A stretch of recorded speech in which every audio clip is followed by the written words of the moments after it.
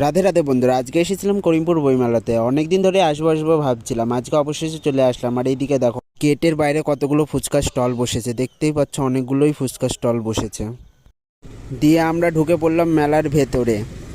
ঢুকেই দেখি প্রোগ্রাম শুরু হয়ে গেছে, দেখতেই পাচ্ছ প্রোগ্রাম চলছে এখন। কিছুক্ষণ প্রোগ্রাম দেখার পর চলে আসলাম এইদিকে, কিসের কিসের দোকান বসেছে তাই দেখতেই পাচ্ছ এখানে একটি হস্তশিল্পের দোকান বসেছে। তার পাশেই রয়েছে একটি ফুলের দোকান। আজকের মেলাতে সেই রকম ভিড় নেই।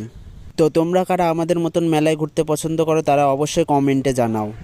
এই দোকানটিতে ছিল বাচ্চাদের সমস্ত বই, যেরকম এবিসিডি, অ আ ইত্যাদি।